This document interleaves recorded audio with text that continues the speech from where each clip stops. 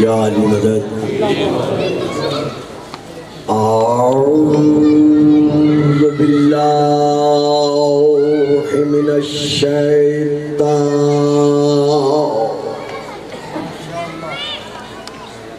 اللعین الرجیم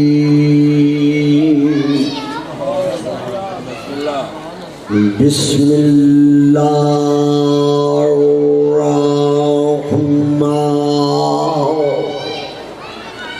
الرحیم الحمد للہ الذی جعل لیلۃ القدر خیرا من الف شہر والشکر للہ الذی جعلنا من اہل لیلۃ القدر والصلاة والسلام علی معدن فیوضات لیلۃ القدر محمد المبعوث صلوات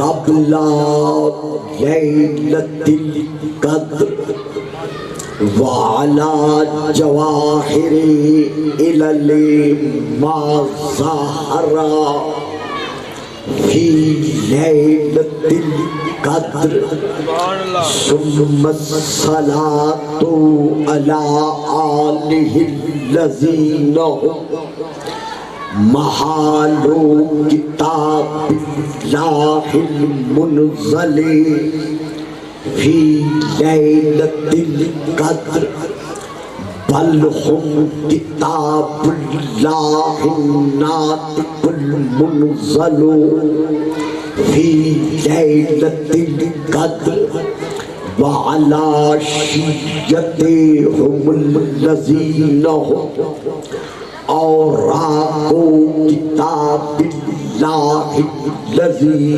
نزل فی لیلۃ القدر لاقتباسہم المعارف من مشکات لیلۃ القدر اما بعد فقد قال اللہ تبارک وتعالى الذي خالق ليلة القدر في كتاب القدر إنا أعطيناك الكوثر صلوات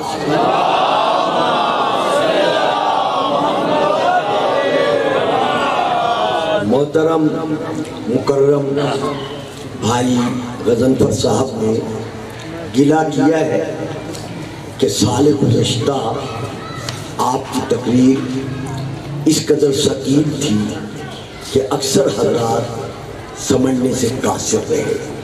تو بھائی یہ میری مجبوری ہے، میں پورے سال میں 1 گھنٹے کی تقریر کے لیے اپنی روش کو بدل نہیں سکتا. ہاں اتنا عرض کرتا ہوں کہ جو احباب میرا ساتھ دے سکتے ہیں اگر وہ مناسب سمجھیں تو چند ایک آگے تشریف لے آئیں تاکہ بات ان کی حوصلہ افزائی کی سائے میں کسی طرح آسانی سے آگے بڑھ سکے. درود پڑھیے گا صلوات.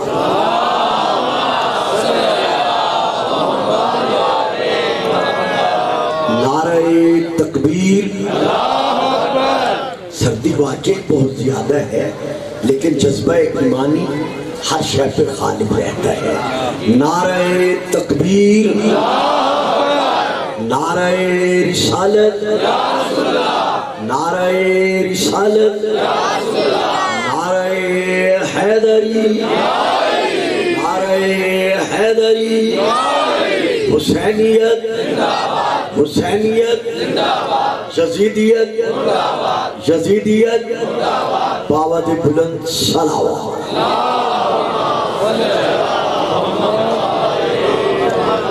صاحبان علم و معرفت و محبت و مودت ادائیگی اجر رسالت کے سائے میں دیکھئے فکرہ سختی ہوگا کیونکہ میں آسان نہیں پڑھ سکتا انشاءاللہ آئندہ سال پھر میں معذرت کر لوں گا حاضر ہونے سے ادائیگی اجر رسالت کے سائے میں زندگی کے بسر ہونے والی ایک ایک سانس کو معراج عبادت تسلیم کرنے والے میرے معظم مکرم سامعین دیکھا نا بیٹا آپ موبائل پہ گم ہو گئے آپ نے لفظ پر توجہ نہیں ہوئی اسی لیے میں نے کہا تھا کہ کچھ حضرات آگے تشریف لے آئے فکرہ موبائل پہ لے ہوتا لیکن بیٹا اگر آپ بھی اس طرح چھپ رہیں گے تو پھر میں کس کو سنا سکتا تو لیجئے میں فکرہ پھر ادا کر رہا ہوں ادائیگی اجر رسالت کے سائے میں قُلْ لَا أَسْأَلُكُمْ عَلَيْهِ أَجْرًا إِلَّا الْمَوَدَّةَ فِي الْقُرْبَى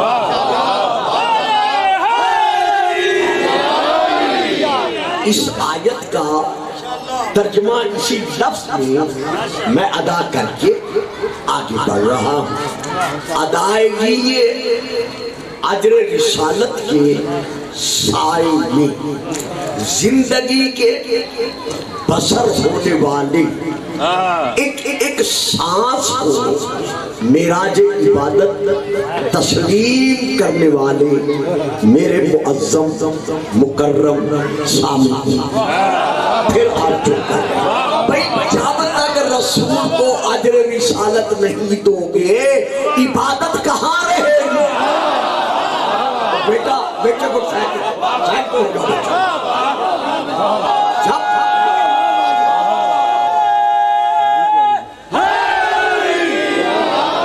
جب تک رسول پاک کو اجر رسالت ادا ہی نہیں کرو گے تو پھر عبادت اپنے مقام پر عبادت کیسے رہ سکتی ہے تو بہرحال میرے معظم مکرم سامعین میں نے اس وقت آپ کے سامنے اس آیت کی تلاوت کی ہے جو روز و شب آپ کی زبانوں پر جاری و ساری رہتی ہے جب اللہ نے رسول پاک کو بخشے ہوئے سیدہ خدیجہ الکبریٰ سلام اللہ علیہا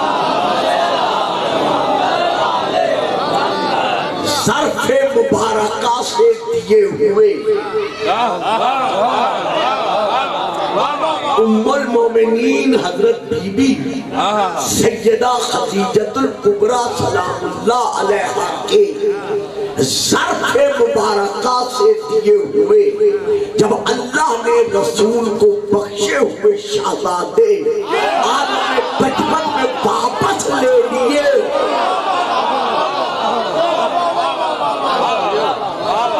تو اس وقت ابو جہل نے ابو لہب نے عقبہ بن ابی معیط نے خون رسول کے پیاسے کافروں نے ایک دوسرے کو مبارکباد دے کے کہا کہ جب محمد کا کوئی وارث ہی نہیں رہا تو اس کا اسلام آگے کیسے بڑھے گا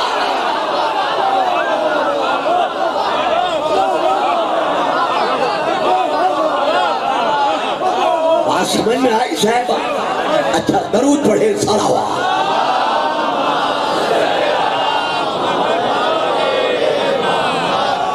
کہ جب محمد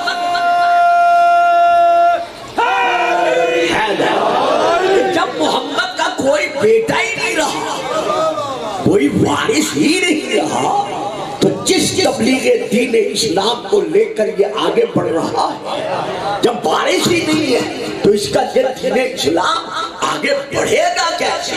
تو رسول کو بے اولاد ہونے کا تانا دیا کافروں نے. یعنی پھر بڑے آرام سے عرض کرتا ہوں، جتنا سمجھا سکتا ہوں کوشش کروں گا. جانے دو یار، اس بچے کو جانے دو، بیچارے کو کیا پتا میں کیا پڑھ رہا ہوں. تو اس وقت کے کافروں نے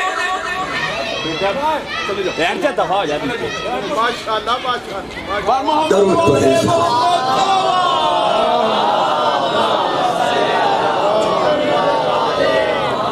بہت لوگ گلا کرتے ہیں، شکوہ کرتے ہیں کہ گلفام صاحب آپ ہماری دعوت نہیں لیتے، آپ آتے نہیں. کچھ ماحول چونکہ بدل جاتا ہے تو اس لیے مجبوراً انکار کرنا پڑتا ہے. درود پڑھیے صلوات.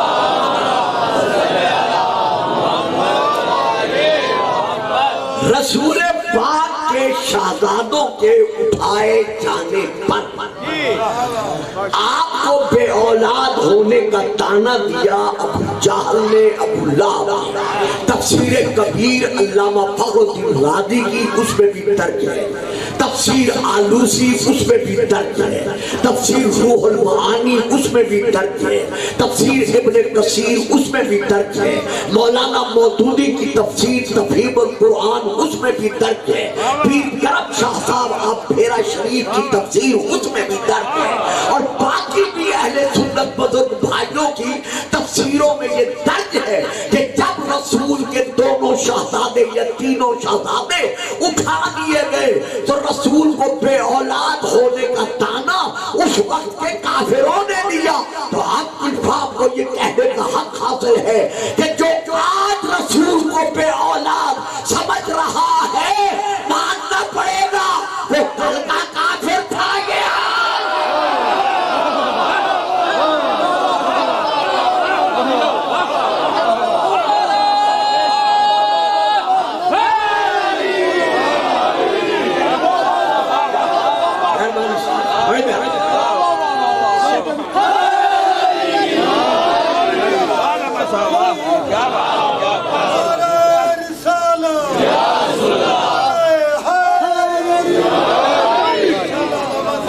یزیدیت مزاج دیکھا، پھر میں فکرہ دے گیا.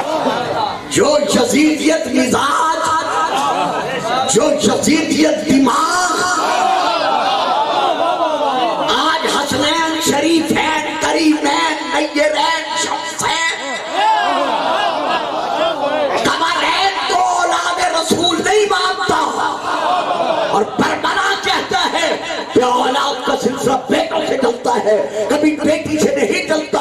ہم حسنین کو اولاد رسول کیسے مان سکتے ہیں؟ تو ہم یہ کہنے کا حق رکھتے ہیں کہ جو بھی حسنین کو اولاد رسول نہیں مانتا وہ کل کے کافر تھے. یہ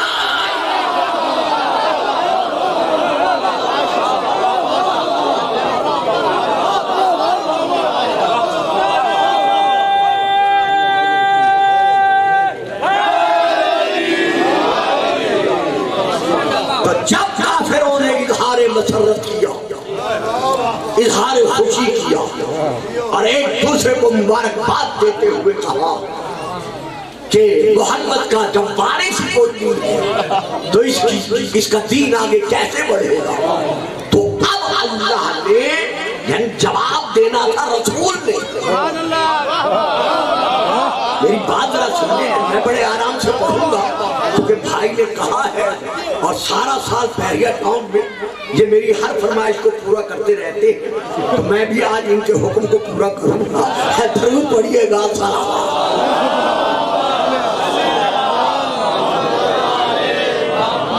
یار. ان بچوں کو خدا کے لیے جب آپ سے عبور کر کے آتے ہیں آپ وہاں دکھا کیوں نہیں ہوتے؟ پڑھنے دیں گے یا نہیں پڑھنے دیں گے؟ درود پڑھے صلوات.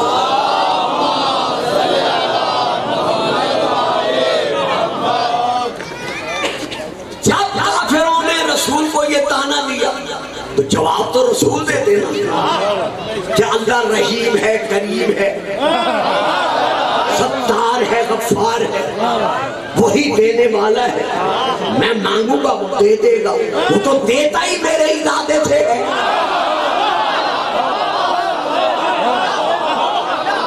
یا حبیبی انت المرید و انت المراد، میرا حبیب تو ہی میری مراد ہے اور تو ہی میرا ارادہ ہے۔ یعنی اللہ کے فکرہ دے رہا ہوں، پھر کہو گے یہ آسان نہیں کیا، پھر کہو گے آسان نہیں کیا۔ دیکھیے اللہ کا ارادہ اگر اس کا نام لیا جائے تو اللہ کے ارادے کا نام ہے محمد۔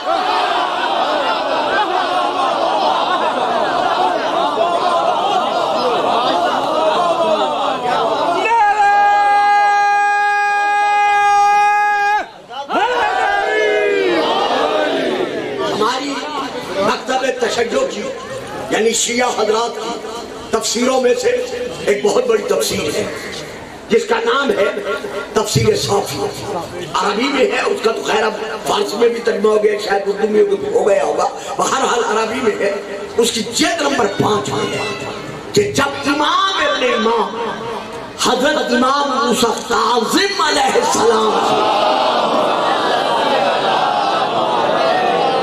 اس آیت کی تفسیر پوچھی گئی کہ انما امرہ اذا اراد شیئا ان یقول له کن فیکون، کہ اللہ جب کسی شے کو ایجاد کرنے کا حکم دیتا ہے، ختم ہونے کا حکم دیتا ہے تو کیا کرتا ہے؟ صرف ارادہ کرتا ہے، ادھر ارادہ کرتا ہے ادھر وہ شے ہو جاتا ہے۔ تو مالا اس ارادے سے مراد کیا؟ اب یہ دیکھیے توجہ چاہیے، ہر آدمی نہیں سمجھے گا۔ امام فرماتے ہیں ان اللہ جعل قلوب الائمۃ مورداً لعیادتہ، اللہ نے ہم اماموں کے دلوں کو اپنے ارادوں کے ظاہر ہونے کا مرکز بنایا۔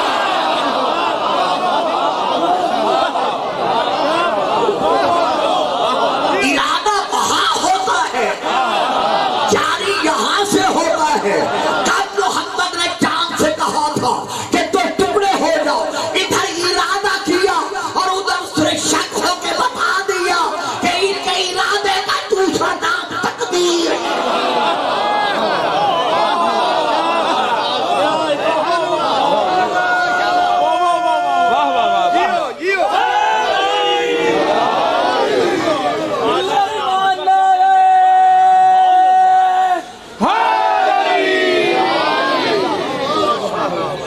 اعتراض کس نے کیا؟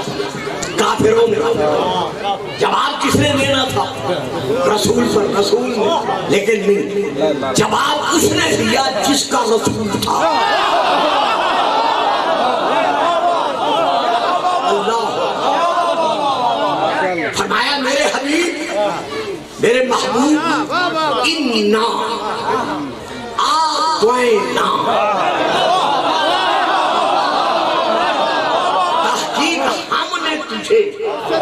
عطا کیا، کہا تجھ کو الکوثر، ہم نے تجھے کوثر بخشا۔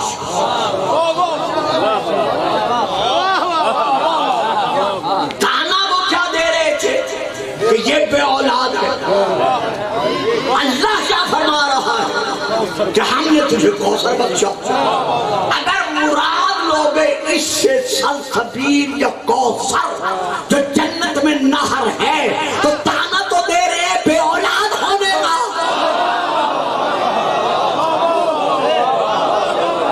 جو یہ بات بڑی قابل توجہ ہے، جو لوگوں کے سروں سے گزر جائے گی، یہ بات بہت انتہائی قابل توجہ ہے۔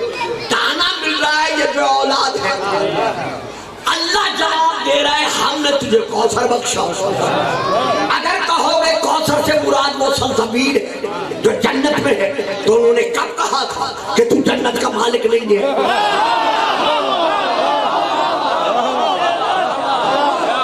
یا تیری ملکیت میں کوثر و سلسبیل نہیں ہے؟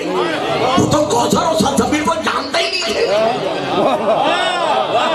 انہوں نے یہ تو تانا نہیں دیا تھا، انہوں نے تانا تو یہ دیا تھا کہ تو بے اولاد ہے، تو اللہ نے جواب کیا دیا؟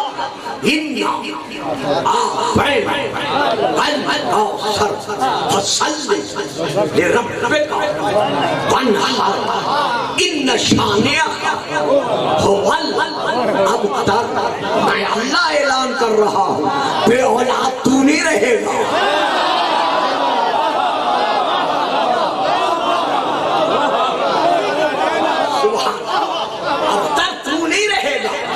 بے اولاد تو نہیں رہے گا، بلکہ بے اولاد ہمیشہ تیرا دشمن رہے گا۔ تو اب آئیے اسی کوثر، کہ اس کوثر سے مراد کیا؟ حضرت آدم کے جنت سے زمین پر آنے کے 6216 سال بعد اسے ہم کہتے ہیں حبوط آدم، اسی لیے میں نے یہ پورا سنتا چھوڑ دیا اور میں نے آسان کیا۔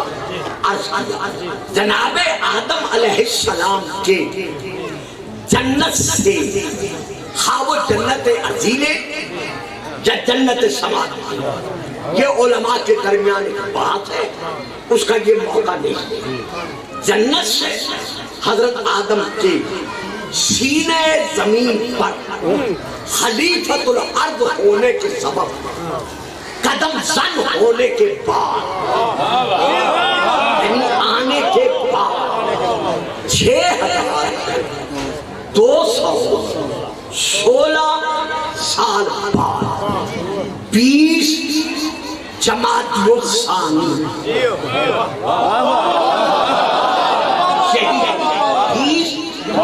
جمادی الثانی سن 562، یعنی رسول کی تبلیغ کو شروع ہوئے 5واں سال تھا۔ اب تو بات آسان ہو گئی،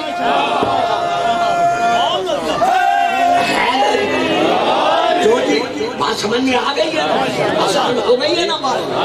20 جمادی الثانی سن 562 جمعۃ المبارکہ ساعت صادق کا وقت، یعنی صبح صادق کے وقت میں جمعۃ المبارکہ کے صبح صادق کے وقت میں خالق الکوثر نے مالک الکوثر کو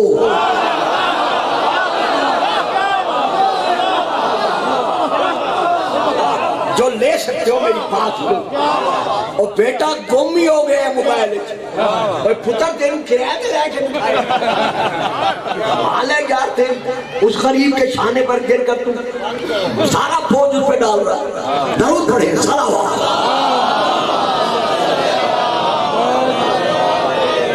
موبائل وہ لے کے بیٹھے جو سمجھ سکتا ہے میں کیا پڑھ رہا ہوں، خود امید کر رہا ہے موبائل لیے ہوئے۔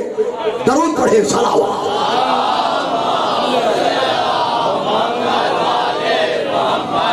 خالق الکوثر نے، یعنی لا الہ الا اللہ نے مالک الکوثر کو، یعنی محمد الرسول اللہ کو ساقی کوثر کے لیے، یعنی علی ولی اللہ کے لیے ام المومنین حضرت بی بی خدیجۃ الکبریٰ جیسی امینۃ الکوثر کے طرف سے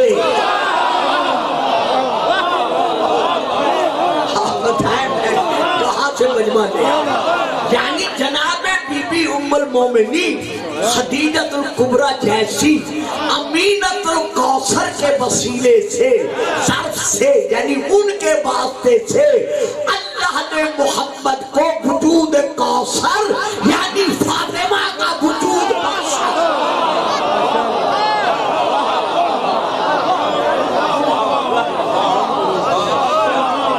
یہ ہے وہ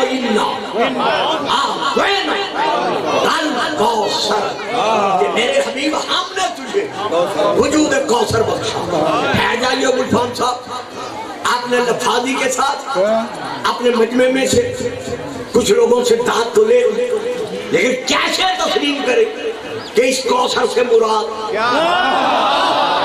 جناب سیدہ بطول عذرا سلام اللہ علیہ ہے. کیونکہ جو مجھے میرے نوٹس میں دیا گیا ہے وہ یہ ہے کہ اس علاقے کے جتنے اس گاؤں کے عاشقان رسول ہیں، ہاں وہ شیعہ ہیں ہاں وہ غیر شیعہ ہیں، وہ اس مجلس میں جلوہ فکر ہوتے.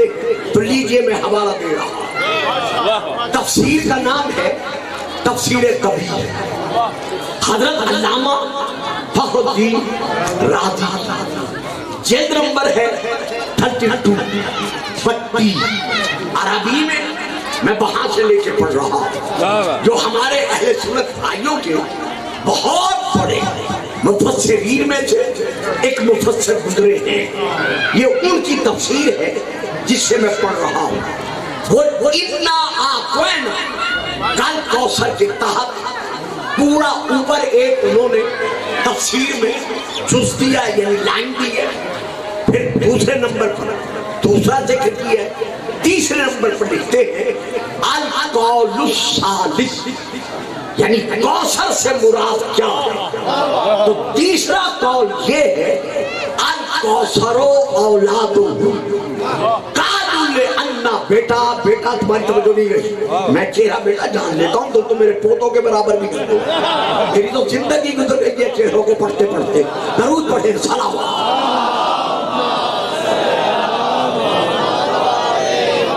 الکوثر اولادہ قالوا لأن هذه السورة انما نزلت ردا على من آبه علیہ السلام بعدم الاولاد فالمعنى ان يؤتيه نزلا يكون على مر الزمان فانظر كم قدر من اهل البيت ثم العالم مطلع منهم. کہ اے میری تفسیر پڑھنے والا سن، اس کوثر سے مراد کیا ہے؟ اولادہ. مفسرین نے کہا ہے کہ اس کوثر سے مراد رسول کی اولاد ہے.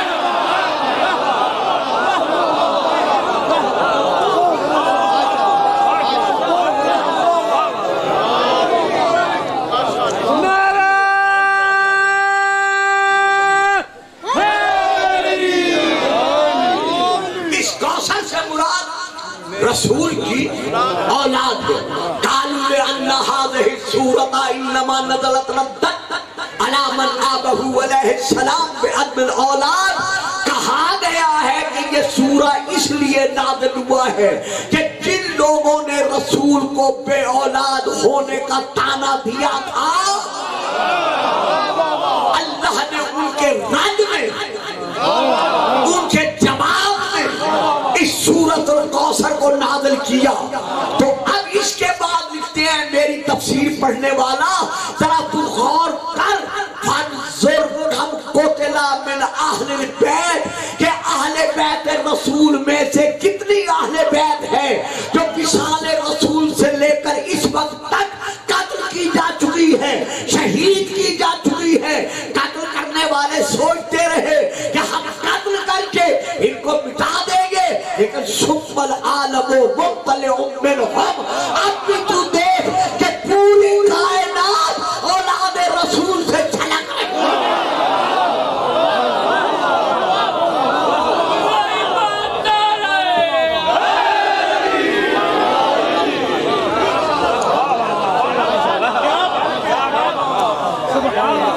جب حکومتیں اولاد رسول کو ختم نہیں کر سکی،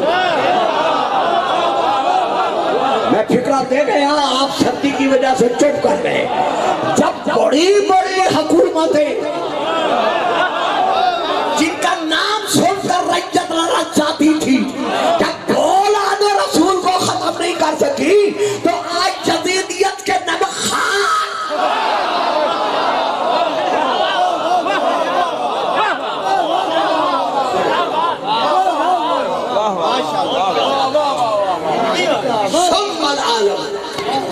حضور.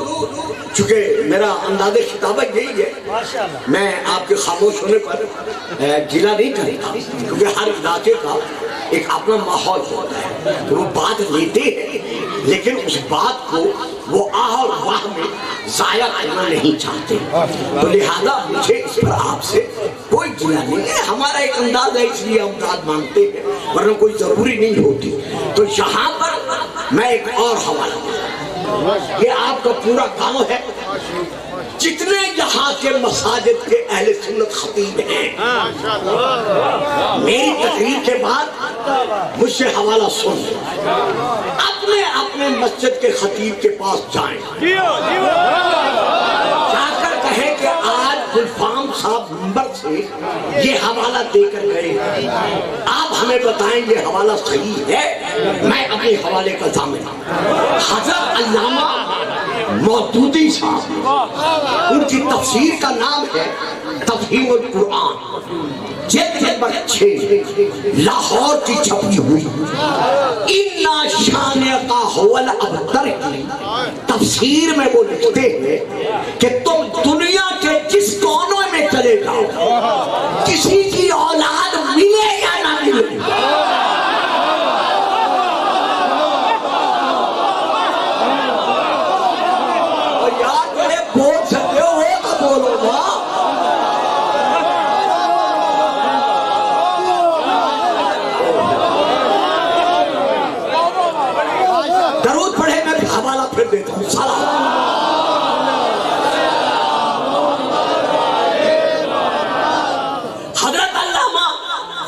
مودودی صاحب تفہیم القرآن میں 6 جلد اس آیت کی تفسیر میں لکھا ہے کہ اِنَّ شَانِئَکَ مطلب بات سی کر اِنَّ شَانِئَکَ ایک دفعہ سٹ کر کے چھوڑ دو اِنَّ شَانِئَکَ هُوَ الْأَبْتَرِ. اس کی تفسیر میں وہ لکھتے ہیں کہ اول تو کوئی دنیا میں یہ جانتا ہی نہیں کہ وہ ابو جہل یا ابو لہب یا عقبہ بن ابی معیط کی اولادوں میں سے ہے. علامہ کا اگلا فقرہ سننے کے قابل ہے اور آب زر یعنی سونے کے پانی کے ساتھ لکھنے کے قابل ہے. اگلا فقرہ وہ یہ لکھتے ہیں کہ اگر کوئی جانتا بھی ہے تو وہ اپنے آپ کو ان سے نسبت دینا گوارا ہی نہیں کرتا.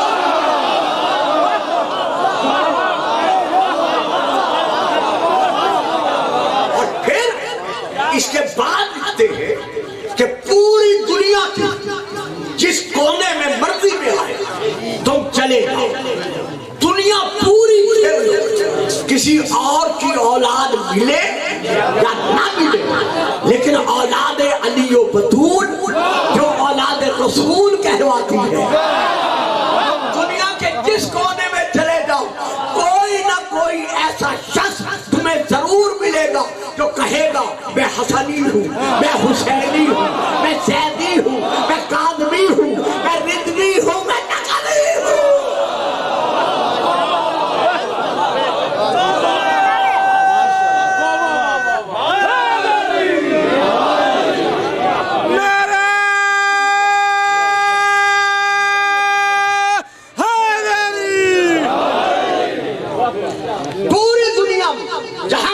چلے جاؤ اولاد رسول ضرور ہر حالت میں کوئی نہ کوئی تمہیں ضرور ملے گا. اب میں ایک بڑے مشکل مسئلے کی طرف آپ کو راجع کر رہا ہوں یعنی آپ کی توجہ چاہتا ہوں. اللہ یا تو بیٹے دیتا ہی نہ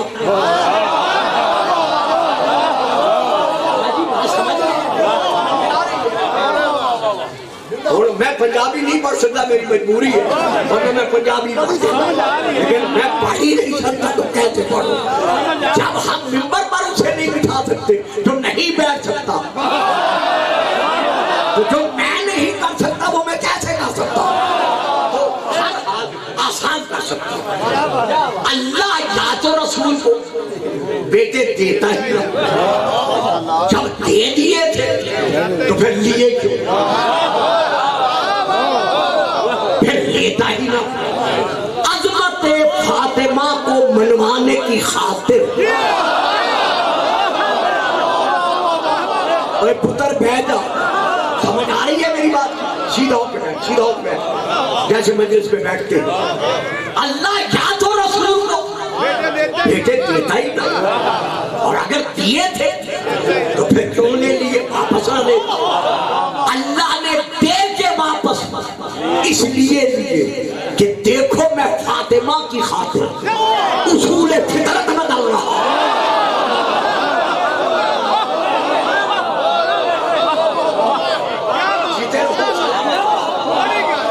سلامت رہے۔ اصول فطرت کیا ہے؟ ہر باپ پہچانا جاتا ہے اپنی سلبی اولاد سے، یعنی جو اس کی پشت سے سلب سے اس کو اولاد ملتی ہے، بیٹے ملتے ہیں، وہ اس اولاد سلبی کی وجہ سے پہچانا جاتا ہے۔ اللہ نے محمد کو بیٹے دیے، دے کے واپس لیے تاکہ عظمت فاطمہ قائم رہے۔ ابھی بھی آپ نہیں پہنچے، ابھی بھی آپ نہیں پہنچے، یعنی اللہ قیامت تک کے لیے منوانا چاہتا ہے کہ دنیا کے ہر انسان کی پہچان اس کی اولاد نرینہ بنتی ہے، جس سے اس کی نسل چلتی ہے۔ یہ اکیلی فاطمہ ہے جس کو میں نے محمد کی نسل کا برکت بنا دیا۔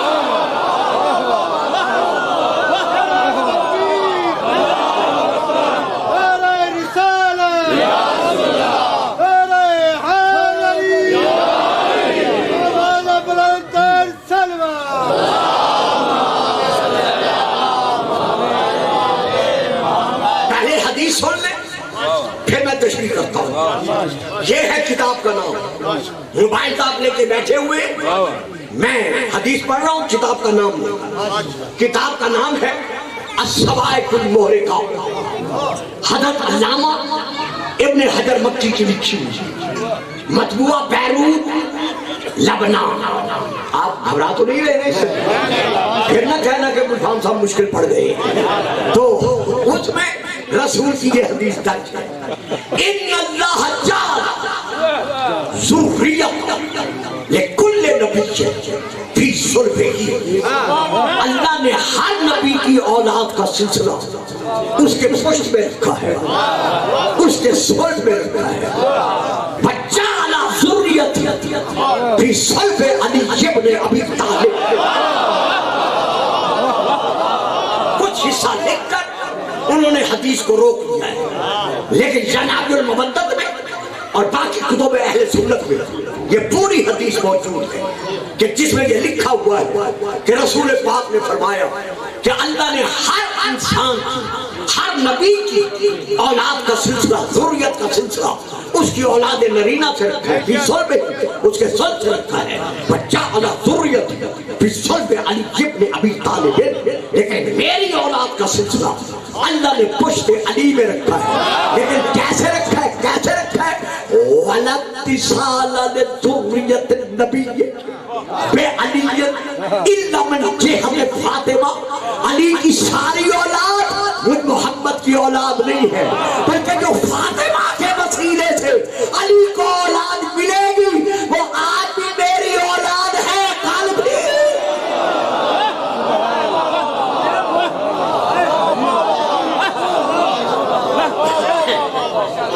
آپ نعرہ نہیں لگائیں گے سردی کی وجہ سے؟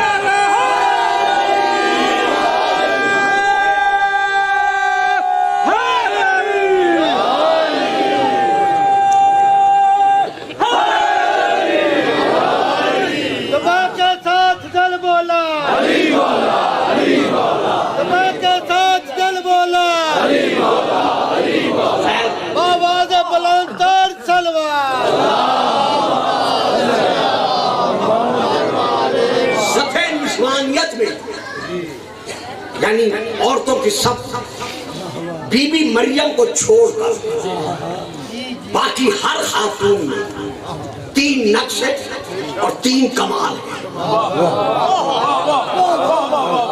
پہلا نقش کیا ہے؟ ناقص عبادت ہونا، یعنی مہینے میں ایسے ایام آتے ہیں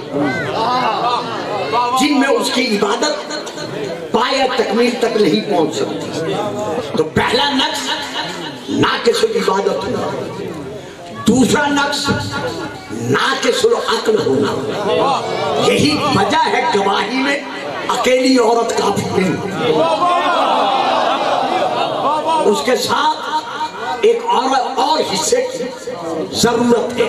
تو نمبر 3 ناقص الوراثت ہونا، بیٹے کا حصہ دگنا ہے، بیٹی کا حصہ ایک دگنے کے برابر۔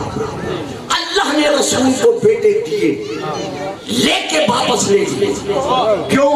عظمت فاطمہ منوانے کے لیے۔ میں بڑا شکر گزار ہوں جنہوں نے بات لے لی، کیونکہ عورت میں 3 نقص ہے۔ پہلا نقص، بیٹا میری بات سمجھ میں آ رہی ہے؟ آپ سمجھ رہے ہیں نا؟ غلط چہرہ ہٹا لو بیٹا، کوئی بات نہیں، جوان آدمی ہو، دیکھو بوڑھے بوڑھے بیچارے چہرے کا جلوہ دکھا رہے ہیں، درود پڑھیے گا، سلام۔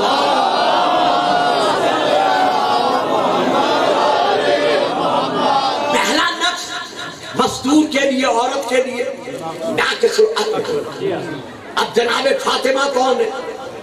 کون کے جواب کے لیے پہلے رسول کی طرف آنا پڑے گا کہ رسول کون ہے۔ اب رسول کی حدیث کی طرف ہم آتے ہیں، فرماتے ہیں میرے صحابیوں، افضل ما خلق اللہ العقل، اللہ نے سب سے پہلے جسے خلق کیا ہے وہ عقل ہے۔ صحابہ عرض کرتے ہیں مولا کیا اللہ کی پہلی مخلوق عقل ہے؟ فرمایا اول ما خلق اللہ القلم، اللہ نے سب سے پہلے جسے خلق فرمایا وہ قلم ہے۔ صحابہ عرض کرتے ہیں مولا پھر وہ قلم ہے پہلی مخلوق؟ فرماتے ہیں اول ما خلق اللہ اللوح، اللہ نے سب سے پہلے جسے خلق کیا وہ لوح ہے، تو مولا پھر لوح پہلی مخلوق ہے؟ فرمایا اول ما خلق اللہ النور، خدا نے سب سے پہلے جسے خلق کیا وہ میرا نور ہے، مولا پھر آپ کا نور پہلی مخلوق ہے؟ فرمایا اول ما خلق اللہ روحی، خدا نے سب سے پہلے جسے خلق فرمایا وہ میری روح ہے۔ صحابہ عرض کرتے ہیں مولا پھر بھائی جان فکر بڑا مشکل ہے، اب میں کیا کروں، میں حدیثیں تو نہیں بدل سکتا نا۔ یا رسول اللہ جب پھر سب سے پہلی مخلوق اللہ کی جو ہے وہ آپ کی روح ہے، فرمایا ان تمام حدیثوں میں نے جو کچھ کہا ہے ان سب کی حقیقت واحدہ، یعنی ایک حقیقت کا نام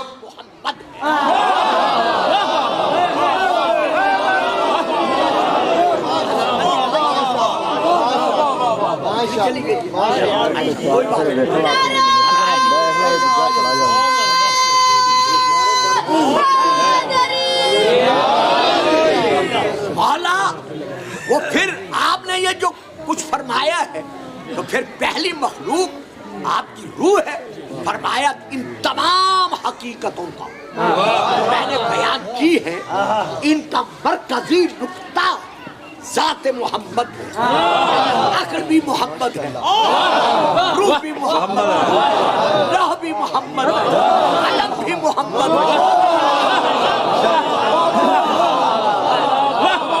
نور بھی محمد ہے، روح بھی محمد ہے۔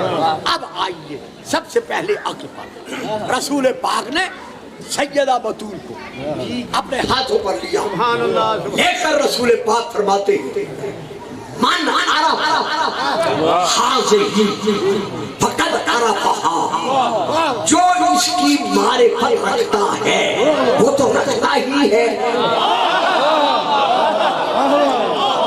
لیکن پھر میں مجبور ہوں بابا جان، میں ایسے نہیں پڑھ سکتا کہ بس میں گزرتا جاؤں اور پڑھتا جاؤں اور گھنٹہ پورا کر دوں، میری مجبوری ہے، میں بات بات پہ بات کرنے کا عادی ہوں۔ یعنی آپ فرما رہے ہیں جس نے اس کی معرفت حاصل کی، یہ نہیں کہا کہ جس نے اس کو جانا، جاننا اور ہے، معرفت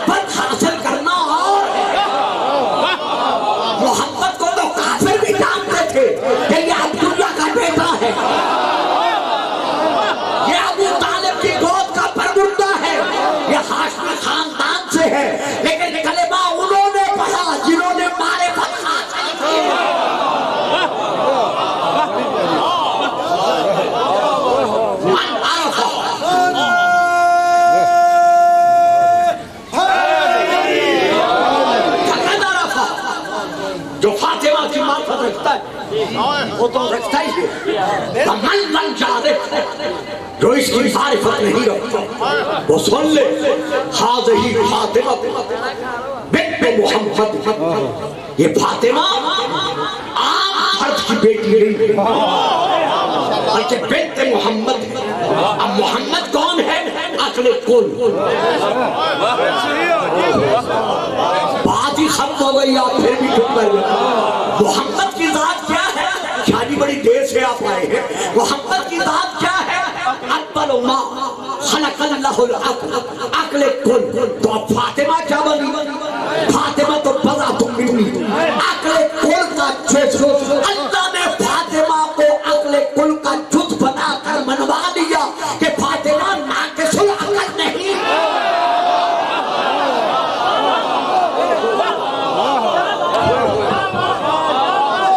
بھائی اس علاقے کے رہنے والوں، میرے شیعہ سنی بھائیوں، میں فتویٰ دے رہا ہوں، میں رک نہیں سکتا، اپنے انداز کو بدل نہیں سکتا، میں دے رہا ہوں۔ جو لے لے وہ میرا ساتھ تھا، جو نہیں لیں گے میں انہیں چھوڑتا ہوں، گھروں میں جا کے سوچتے رہے۔ اگر فاطمہ عقل کل کا جز نہ ہوتی اور ناقص العقل ہوتی تو میدان مباہلہ میں جب اور عورتیں نہیں گئی تو رسول فاطمہ کو توڑے گئے۔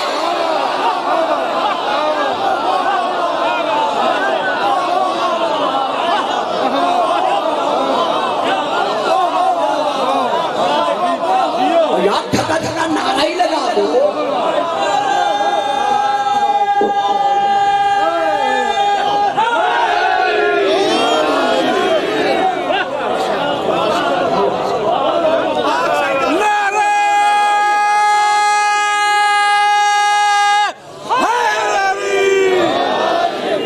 سیدہ بطول عذرا سلام اللہ علیہا اس آیت اللہ، اس مریم الکبریٰ، اس صدیقۃ الکبریٰ، اس آیت العظمیٰ، اس صلاۃ الوسطیٰ، اس حجاب اللہ، اس بدعۃ النبوۃ، اس ولیت اللہ، اس ضمانت فتح مباہلہ کا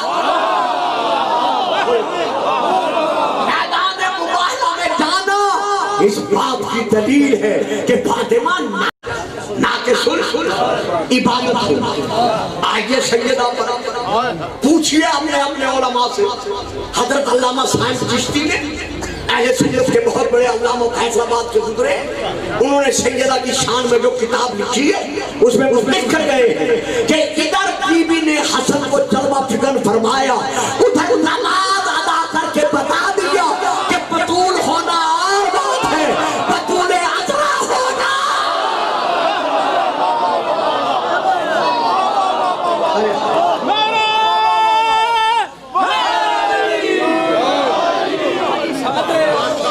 سمجھ میں آ رہی ہے؟ میرے کہنے کے بعد گیلا تو نہیں کرو گے؟ بآواز بلند صلوات۔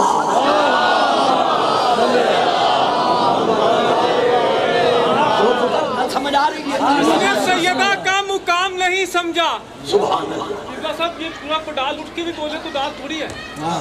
جس نے سیدہ کا مقام نہیں سمجھا، جس نے سیدہ کا مقام نہیں سمجھا، اس شخص نے قرآن تو پڑھا لیکن قرآن کو نہ سمجھا۔ جو گستاخ ہوا نبی زادی کا، ہم نے کبھی اس شخص کو انسان نہیں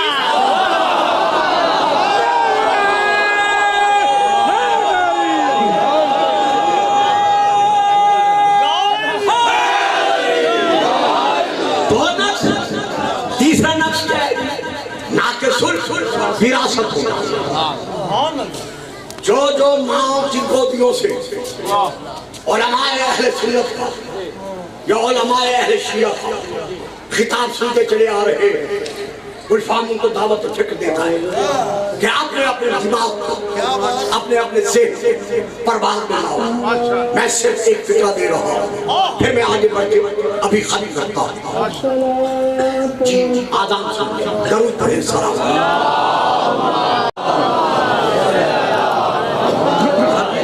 بہت دقیق نکتہ ہے جو ممبروں سے اکثر نہیں پڑھا جاتا، اور تفصیلاً بھی میں یہاں آپ نہیں پڑھ سکتا، گھنٹہ گزرنے والا ہے اور میں سوا گھنٹہ 1 گھنٹہ 20 منٹ میں ممبر چھوڑنا چاہتا ہوں۔ جتنی سیدہ کی دولت تھی بی بی خدیجہ، اولاد تو تھی ایک، جناب فاطمہ بیٹے تو اٹھا لیے گئے، وہ ناقص الوراثت اللہ منوانا نہیں چاہتا تھا، تو اب ساری وراثت کی وارث تھا بی بی خدیجہ کی ساری دولت کی وارث تھا، کس نے بننا تھا؟ جناب فاطمہ نے۔ فقہی طور پر شوہر کا جو حصہ بنتا ہے وہ نکال کر باقی ساری بی بی خدیجہ کی دولت اس کی وارثہ کون بنتی تھی؟ جناب فاطمہ۔ تو پھر ماننا پڑے گا کہ یہ دولت جو خدیجہ کے ہاتھوں سے خرچ ہوئی ہے حقیقتاً وہ دولت فاطمہ کی تھی۔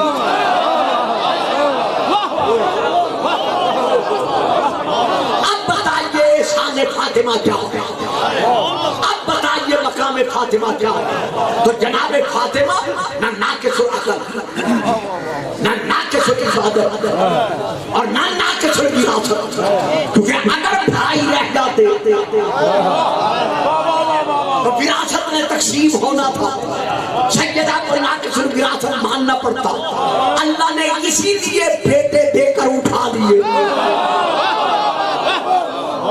تاکہ فاطمہ ناقص الوراثت بن کر نہ رہے۔ تو جس فاطمہ کو اللہ ناقص الوراثت دیکھنا نہیں چاہتا، اگر وہ وارثہ تھی ہی نہیں،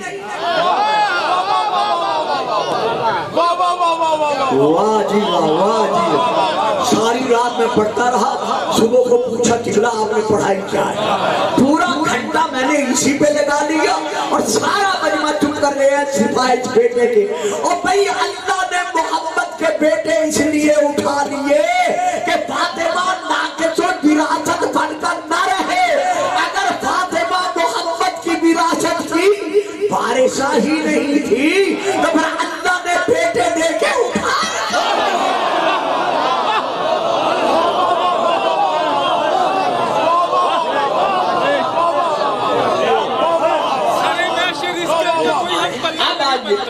نہیں بیٹا اتنا ٹائم نہیں ہے، اب آج تین کمال۔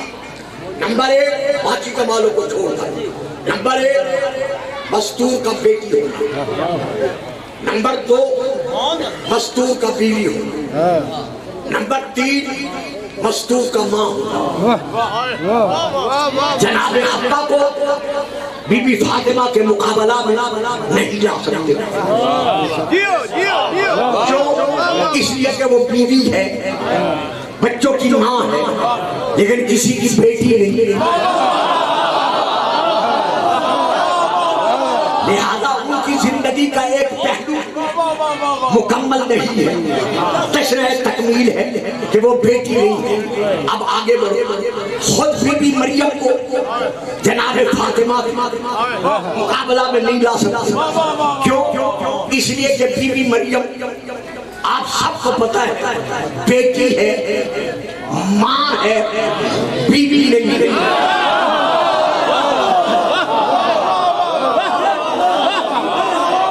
بیٹی ہے نا؟ اچھا اسی طرح حضرت عیسیٰ کی ماں ہے لیکن کسی کی بیوی نہیں ہے۔ اب اگر کسی کا ذکر کیا جائے تو پہلے اس کے تینوں پہلوؤں کو دیکھیے گا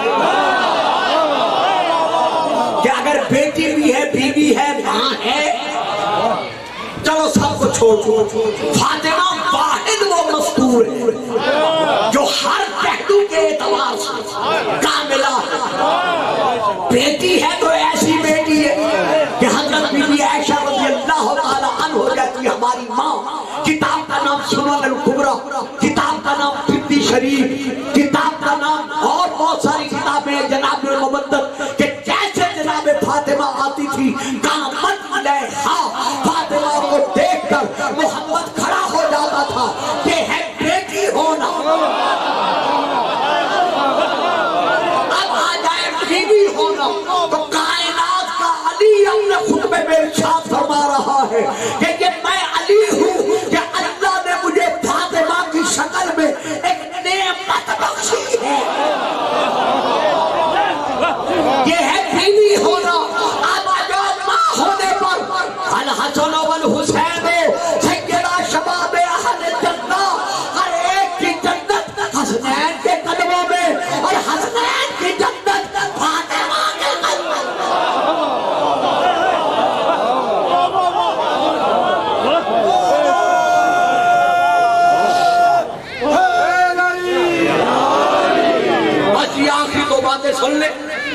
مصائب آنے والے ذاکر پڑھتے رہیں گے. میں 2 جملے مصائب کرتے ہیں, صرف ثواب کی خاطر, زیادہ مصائب نہیں کرتے.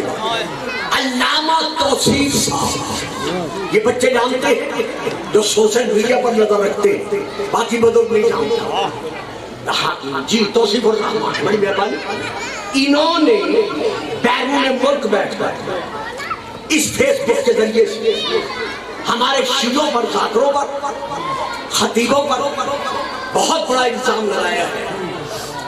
کہتے ہیں شیعہ منبر سے کہتے ہیں کہ رسول نے فرمایا کہ لولا علی لما کان لفاطمہ کفر من آدم الی یوم القیامہ علی وجہ الارض, کہ اگر علی نہ ہوتا تو میری بیٹی فاطمہ کا کوئی کفر نہ ہوتا, یعنی کوئی اسے کفر مانے ہم سے, یعنی کوئی اسے عقد کے تابع نہ ہوتا, آدم سے لے کر قیامت تک. اب یہ مولانا لکھتے ہیں کہ یہ رافضیوں کا کتنا بڑا جھوٹ ہے. رافضیوں کہتے ہیں شیعوں کو, یہ رافضیوں کا کتنا بڑا جھوٹ ہے. جھوٹ ہے. فاطمہ جتنی صاحبۃ المنزلت ہو, صاحبۃ العظمت ہو, لیکن نبی تو نہیں, رسول تو نہیں. آدم سے لے کر عیسیٰ تک یہ 1,01,24,000 انبیاء ہیں, اور ان میں سے 313 رسول کو نکال کر باقی 312 رسول ہیں. تو پھر کیسے کہا جا سکتا ہے کہ وہ نبی جو صاحب نبوت ہے, صاحب رسالت ہے, وہ فاطمہ کو کفر نہیں ہو سکتے؟ میری بات سمجھ میں آئی ہے بابا جی, سارے سمجھ گئے ہو؟ یعنی یہ شیعوں کا کہنا کہ کوئی نبی بھی فاطمہ کا کفر نہیں ہو سکتا جبکہ نبی افضل ہے, فاطمہ نبی نہیں ہے, رسول نہیں ہے, تو یہ کتنا بڑا رافضیوں کا جھوٹ ہے کہ وہ اپنے مجمع سے دانت دینے کے لیے, اتنے بڑے جھوٹ کا سہارا لینے کے لیے اتنے بڑے جھوٹ کا سہارا لیتے ہیں. اب میں ان کی حق گستاخی نہیں کر سکتا کیونکہ محمد و آل محمد نے ہمیں گستاخی کا درس نہیں بتایا. میں بڑے ادب کے ساتھ اور نہایت احترام کے ساتھ بڑے مختصر لفظوں میں, جو آج میرے پاس وقت نہیں رہا, بات بڑھتی گئی کیونکہ آپ کو سمجھانے کے لیے مجھے کافی وقت سرچ کرنا پڑ گیا. میں یہاں مولانا کی خدمت میں عرض کرتا ہوں کہ مولانا سورہ النور سورہ نمبر 24 یہ آیت نمبر 36 ہے جو میں اب پڑھ رہا ہوں. اگر آپ لوگوں سے ہو سکے تو جو بھی آپ کا کہیں جا رہا ہو مجھ سے پوچھ لینا, میری یہ تقریر کا کیسر سمجھانے والے کو دینا, وہ مولا کی خدمت, ان مولانا کی خدمت پہ پہنچا دے گا. اللہ اس سورہ میں فرما رہا ہے آیت نمبر 36 فی بیوت اذن اللہ ان ترفع ویذکر فی حسبہ یسبح لہ فیہا بالغدو والآصال, کہ وہ گھر جن گھروں میں نور کی جنجیلیں یعنی نور کے چراغ شروع سے روشن چلے آ رہے ہیں, خبردار ان گھروں کو ہر حالت میں بلند رکھنا.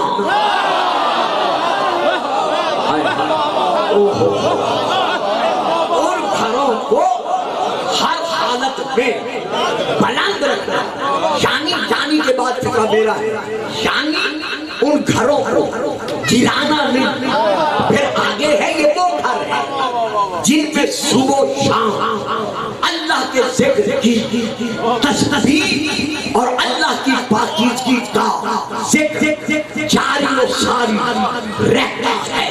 بس بتاؤ مولانا یہ گھر کون سے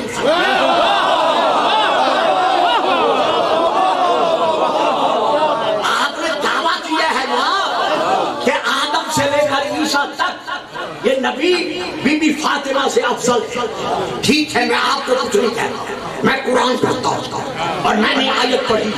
اب میں یہ پوچھنے کا حق رکھتا ہوں کہ مولانا صاحب اگر حضرت آدم سے لے کر حضرت عیسیٰ تک سارے نبی، میں کسی اور کا ذکر نہیں کر رہا، جناب فاطمہ سے، قلب المصطفیٰ سے، جب المصطفیٰ سے،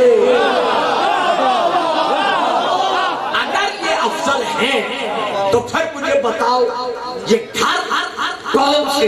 اگر آپ نہیں بتاتے تو پھر میں بتاتا ہوں۔ یہ ہے کتاب جس کا میں نام لے رہا ہوں، تفسیر در منصور، جلد نمبر 5، صفحہ نمبر 50، چھپی ہوئی لبنان، عربی زبان، مفسر کا نام حضرت جبل کعبہ علامہ جلال الدین سیوطی صاحب، اندر کا کاغذ پیلے رنگ کا اخباری کاغذ، باہر کی جلد نسواری کلر کی پتلی چمڑے والی جلد، میں وہاں سے لے پڑھ رہا ہوں، صفحہ نمبر 50، وہاں سے لے کر جلد نمبر 5، صفحہ نمبر 50، میں وہاں سے لے کے پڑھ رہا ہوں۔ جب رسول پاک نے اپنے پیارے پیارے اصحاب کرام رضوان اللہ علیہم اجمعین میں بیٹھ کر یہی آیت پڑھی، فی بیوت اذن اللہ، اللہ ان گھروں کے متعلق حکم دیتا ہے کہ ان گھروں کو بلند رکھا جائے، فقام الیہ رجل، تو سننے والوں میں سے ایک رجل، ایک مرد رضی اللہ تعالی عنہ اٹھ کر کھڑا ہوا اور اس نے کھڑے ہو کر کہا، ایو بیوت ہذہ یا رسول اللہ، یا رسول اللہ۔ جب آیت پڑھتی ہے تو پھر ہمیں یہ بھی بتا دے کہ ان گھروں سے کون سے گھر مراد ہیں۔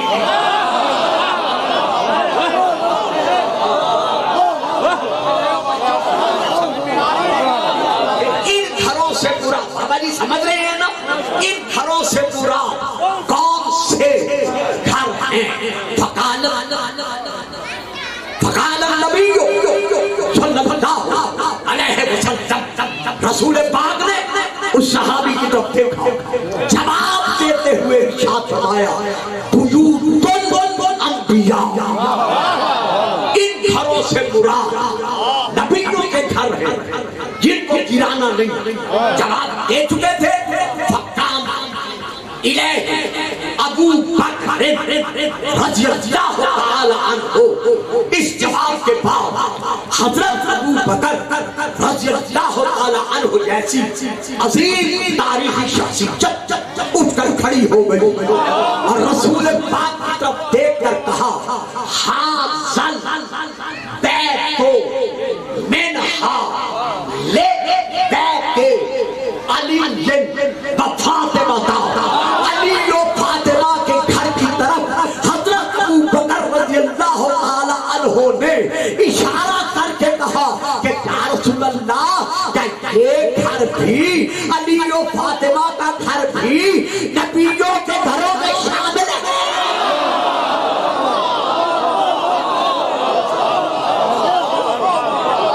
ایک چپ کے نعرہ نہیں لگا دیتے، چپ کے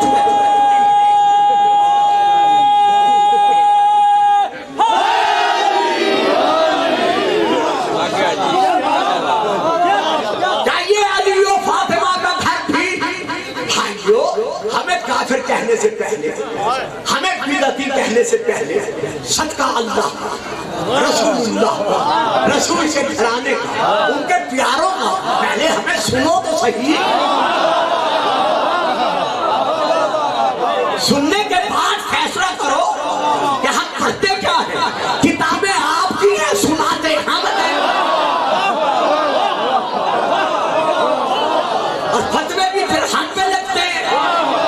تو ان گھروں میں سے یا رسول اللہ، کیا علی و فاطمہ کا گھر بھی انبیاء کے گھروں میں شامل ہے؟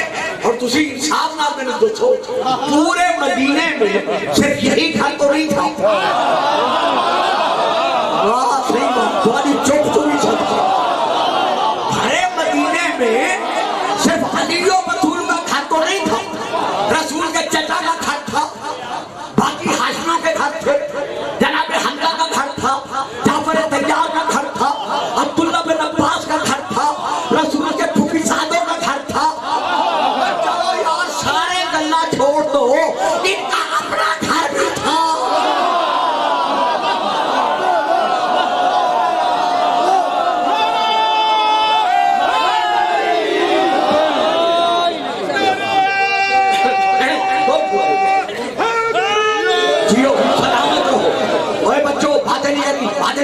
بالکل ورنہ اٹھا دوں گا یہاں سے. درود پڑھے صلوات.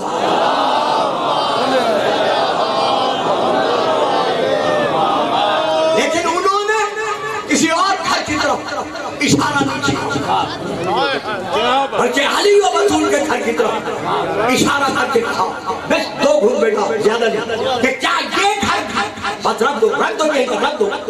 کیا یہ گھر بھی میری بات ہو جو میں دے رہا ہوں میری بات ہو. کیا یہ علی و بطول کا گھر بھی کیا انبیاء کے گھروں میں شامل ہے. بڑی پیاری بات اللہ کرے لے سکے. میں بس تھوڑا ذاکر کرتے رہے. بڑی پیاری بات ہے زبان پہ آ گئی ہے دیتا رہتا. اللہ اکبر.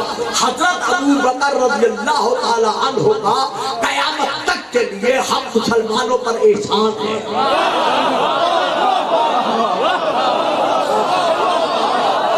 کہ جو اس گھر کے متعلق ان کے دل و دماغ میں عقیدہ تھا. مشکل گل آتی ہے سارے چوکا جانے جو ان کے ذہن میں دل اور پتر بیجا نا بیجا جو ان کے دل و دماغ میں علی و بطول کے گھر کے متعلق عقیدہ تھا وہ انہوں نے ظاہر کر دیا. انہوں نے یہ کہہ کر کہ کیا یہ گھر بھی انبیاء کے گھروں میں شامل ہے یہ واضح کر دیا کہ اگر نبیوں کے گھروں جیسا کوئی گھر ہو سکتا ہے تو وہ ہمارے گھر نہیں.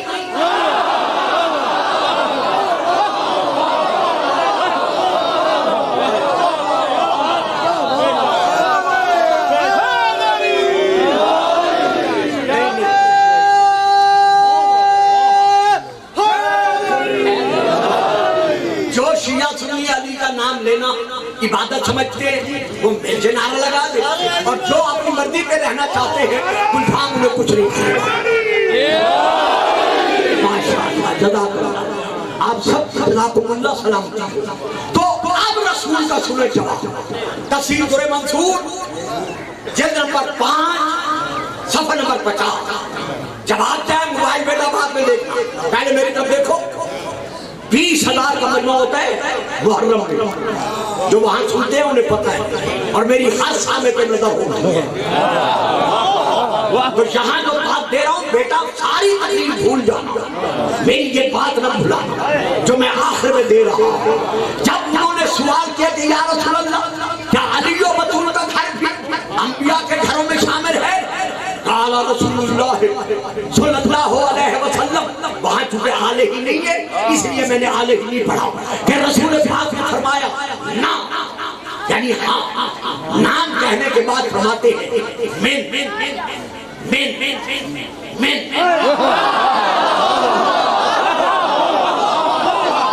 وہاں میں کل کو کوئی مجھ پہ اعتراض نہ کر. کتاب میں من 1 مرتبہ ہے میں نے 3 مرتبہ مودت کے عشق میں پڑھا ہے. تو رسول پاک فرماتے ہیں نا ہاں یہ گھر نبیوں کے گھروں میں شامل ہے صرف شامل نہیں من افاضلہا یہ گھر نبیوں کے گھروں سے افضل.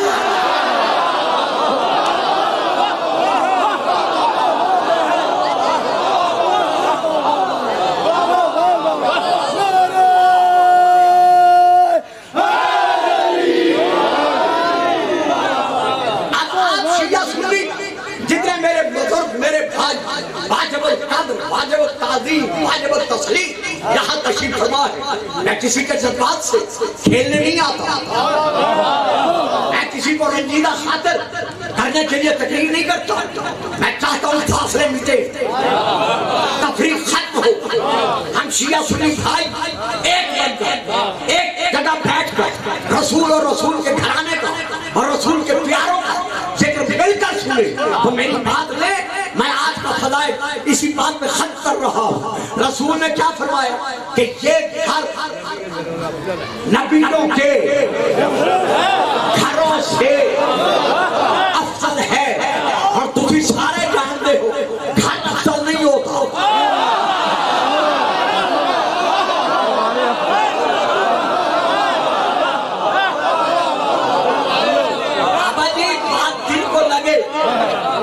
تشریف کرے پھر تو بولے ورنہ بے شک نہ بولے میرا گلہ نہیں ہوگا.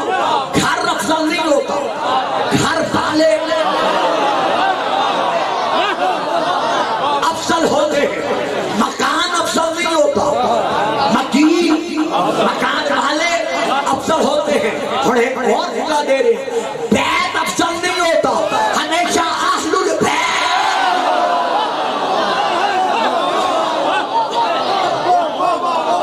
ہاں دے دو ضرور پڑھیے گا.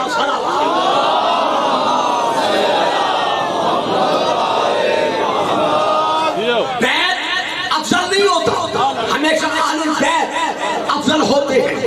اب رکھو اپنے اپنے علماء کے سروں پر قرآن کہ اس گھر میں کون تھے.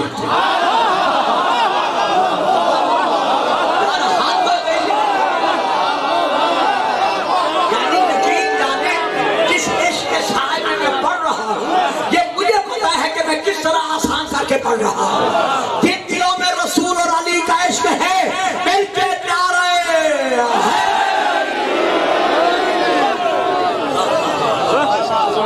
رکھے علماء کے سروں پر قرآن. حوالہ میں نے دے دیا ہے کہ یہ گھر اس گھر میں کون کون تھا. علی فاطمہ 2, حسن 3, حسین 4. اب رسول کا فیصلہ کیا کہ یہ گھر انبیاء کے گھروں سے افضل ہے. آپ تو ماننا پڑے گا. ما آتاکم الرسول فخذوہ وما نہاکم عنہ فانتہوا. جو رسول دے وہ لو.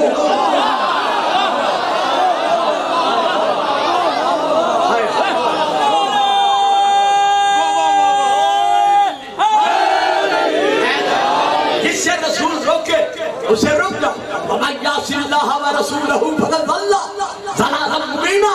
جو اللہ اور اللہ کے رسول کی نافرمانی کرتا ہے وہ یہاں بھی گمراہ ہے, وہ وہاں بھی گمراہ ہے. تو اب رسول کیا دے رہے ہیں کہ یہ گھر نبیوں کے گھروں سے افضل ہے. تو افضل کون ہوتے ہیں؟ گھر والے. تو گھر والے کون ہیں؟ علی 1, فاطمہ 2, حسن 3, حسین 4. تو پھر ماننا پڑے گا نا کہ جناب علی, جناب فاطمہ, حضرت حسن, حضرت حسین رسول کے فیصلے کے مطابق قلبی آدم سے لے کر عیسیٰ تک ہر نبی سے افضل تھے.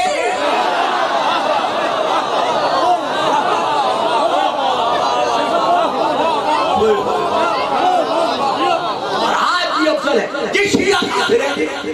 اور بابا جی کیوں کافر ہے؟ میں اس علاقے میں نہیں آتا. میں نے پہلے کہا ہے غضنفر صاحب پورا سال میرے محبتوں کے تقاضوں کو پورا کرتے ہیں تو میں ان کی بات کو رد نہیں کر سکتا. ورنہ آپ جانتے ہیں میں پورا سال اس علاقے میں نہیں آتا. اگر کبھی قسمت لے آئی تو پھر میں بتاؤں گا اس سلسلے میں بھی. اب چونکہ میں بات ختم کرنا چاہتا ہوں, میں یہ کہنا چاہتا ہوں کہ رسول منوا رہے کہ یہ افضل ہے. جو مانتے ہیں انہیں تو کافر کہتے ہو.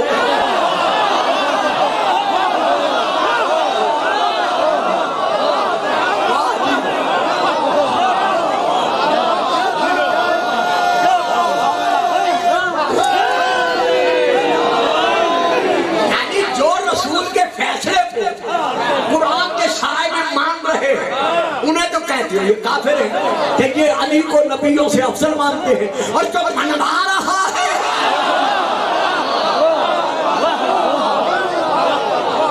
آج اسلام آباد کی سرزمین پر یا کراچی کی نگری میں محرم سے پہلے کسی کے سائے میں یہ نعرہ لگایا جانا کراچی میں کافر کافر, شیعہ کافر, کافر کافر, شیعہ کافر. کہو بے شک کہو, سارا سال کہو, ساری زندگی کہو, ہم ناراض نہیں ہوں, ہم خفا نہیں ہوں. ہم صرف اتنا پوچھیں گے کہ کہو کافر کافر, شیعہ کافر, لیکن اپنے لوگوں کو یہ تو بتاؤ کہ کس کے شیعہ کافر ہے.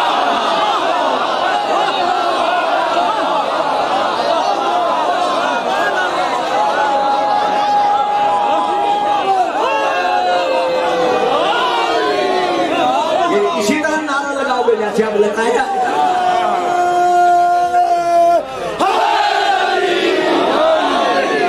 اور بابا جی ان نعرے لگانے والے غریبوں کو, ذہنی بیماروں کو, عقلی مفلوجوں کو, کرائے کے لوگوں کو یہ تو بتاؤ کہ کس کے شیعہ کافر ہیں. آیا رسول اور رسول کے گھرانے کے شیعہ کافر ہیں یا یزید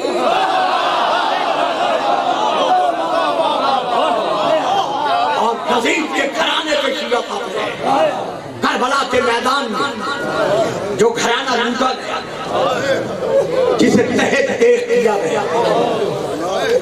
جن کے لوٹے جانے پر اور جن کی شہادت پر شفق کی سرخی ظاہر ہے، زمین سے جو پتھر جو ڈھیلا اٹھایا گیا، زمین کے سینے سے خون اڑا، یہ پھر کبھی بیان ہوگا۔ اب بیان نہیں ہو سکتا، جس ذاکر صاحب نے پڑھنے انہیں لے آئیے، میں 2-2.5 منٹ میں ممبر چھوڑ رہا ہوں، مصائب کو پڑھیں گے۔ کربلا کے میدان میں جب غریب الوطن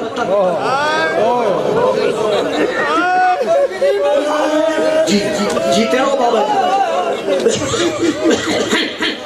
جب کربلا کے میدان میں غریب الوطن، ایک فکرہ دے رہا ہوں آج کے دن کی مناسبت سے، غریب الصحرا، واہ بھائی واہ بھائی، سیدہ ان آنسوں کو منظور فرمائے۔ غریب الوطن، غریب الصحرا، مظلوم الصحرا، جب لوٹا جا رہا تھا اور ہر طرف سے حسین پر تیروں کی بارش ہو گئی، اتنے تیر برسے کہ حسین تیروں کی وجہ سے نہ زمین پر رہا نہ زمین پر رہا۔ کچھ دیر حسین تیروں کی نوکوں پر رہا۔ ایک علامہ گزرے ہیں، شاید جو 70-80 سال کے بزرگ بیٹھے ہیں، وہ سمجھے گے، بچوں کو پتہ نہیں ہے، نوگاواں سے لکھنؤ سے ایک رسالہ نکلتا تھا الاسلام، اس کے وہ ایڈیٹر تھے مولانا عالم حسین فرحون، سید عالم حسین فرحون موسوی۔ انہوں نے ایک بار تقریر میں، میں اس وقت 3 یا 4 میں پڑھتا تھا، انہوں نے فرمایا تھا کہ حسین پر کم از کم ایک وقت میں 32,000 تیر برسے۔ میں نے پڑھ دیا، آپ نے سن دیا، جس کے جھولے کی ڈوری جبرائیل جھلاتا تھا، اتنے تیر برسے کہ حسین نہ زمین پر رہا نہ زمین پر رہا، تیروں کی نوکوں پر آیا۔ بس آخری فکر بنی دارم، پھر بتائے پڑیں گے، بنی دارم کے قبیلے کا ایک تیر انداز تھا، اسے اپنی کمان میں زہر میں بھجا تیر بچتا ہوا تھا۔ جب ہر طرف سے حسین پر تیر برسے تو اس نے امام حسین پر تیر نہ برسایا۔ کتاب کا نام ارشاد العذاب، میں وہاں سے پڑھ رہا ہوں، علامہ شستری علیہ رحمہ کی کتاب کا یہ ترجمہ ہے۔ جب اس نے تیر نہ مارا حسین کو تو اس کے باقی ساتھیوں نے کہا کہ جب حسین پر ہم تیر برسا رہے تو تو کیوں نہیں برسا رہا؟ کہنے لگا مجھے ایک وقت انتظار ہے کہ میں حسین اس وقت تیر برساؤں کہ اس کے غم میں رونے والے کبھی میرے تیر کو بھلا نہ سکے۔ جب حسین زمین پر آئے تو سنان انت بلول آگے بڑھ کر غریب زہرا کے سینے میں زور سے ایک نیزہ مارا، نیزہ کمر کے پار سے گزرا۔ اب حسین کھڑے نہ رہے، زمین پر گرے، جب گرے تو حالت کیا تھی؟ پتفت الساق بالساق، جس طرح چھری کے نیچے ذبح ہونے والا ذبیحہ اپنے پاؤں زمین پر مارتا ہے،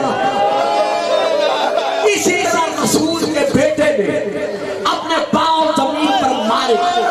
کافی دیر کے بعد حسین اٹھے، کمر میں ہاتھ ڈالا، ہاتھ ڈال کر امام نے وہ جو لگا ہوا نیزہ تھا وہ نکالا، سینے سے اتنا خون نکلا، اس قدر خون نکلا کہ حسین کا منہ، میں نے مسائب پڑھا، جو شروع سے مسائب سن رہے ہیں وہ سمجھ گئے ہوں گے، باقی نہیں سمجھ سکتے۔ حسین نے نیزہ نکالا، جسم سے خون نکلا، اتنا خون نکلا کہ حسین کا منہ کھل گیا۔ جیسے حسین کا منہ کھلا، اس ظالم نے جس کمان